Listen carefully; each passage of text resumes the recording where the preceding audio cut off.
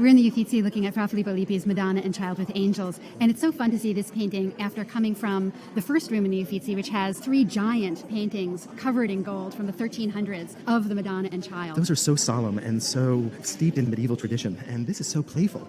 And so 15th century, here we have a Madonna and Child that's really humanist in its approach. So it's interesting because the other paintings really are very somber, but there is a somber note here too in Mary's foreknowledge of the fate of her son. Nevertheless, the rest of the painting feels very playful, and even her youth and beauty really carry the day. Well, and gone are those Byzantine elongations of the face and the hands, and she looks like a real woman who you might see on the streets of Florence, a very beautiful woman, but a real woman nonetheless. And not only that, but the angels look like children that you might see playing on the streets of Florence. And it always has seemed to me as though Lippi, when he wanted a model for the angels, went out and found a couple of kids playing in the street and brought them into his studio and made them pose. Look at that angel, quote unquote, in the foreground who supports the Christ child and turns around and looks up at us with a really playful smile. It's almost mischievous, and Lippi is actually being incredibly mischievous himself. When we look at the other angel, it's only the lower half of his face peeking out below Christ's arms, and it's ridiculous. I mean, you would never have an artist during the medieval period do something like that. And look what's happened to Mary's halo. Here we are, we're moving toward the high Renaissance, where we'll have the complete disappearance of the halo with Leonardo da Vinci. But here with Fra Filippo Lippi, the halo is becoming just a simple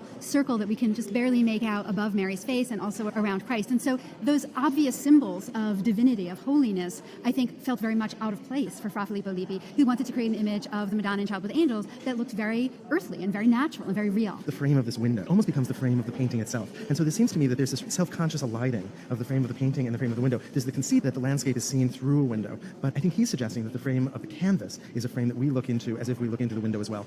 And that landscape behind her, rendered with atmospheric perspective, also looks very real. If we think back to the Cimabue or the Duce with that flat gold background, the gold of a heavenly space, here Mary very much represented as a figure who we can relate to here on earth. My favorite passage in the painting is actually the translucent fabric that she wears in her hair and the amazing lines and curves as that winds down around her neck and comes down in front of her, or even the curls that we see in Christ's hair. There's this love of beautiful curling shapes, and we know that Fra Filippo Lippi was the teacher of Botticelli. And so when I look at that, I can see that emphasis on the decorative. And on beautiful, sinuous line. And there's a kind of sensuality here that I think is hard to deny. Clearly, yes, the Madonna and Child with Angels, but a real love of the beauty of the things that we can see with our eyes.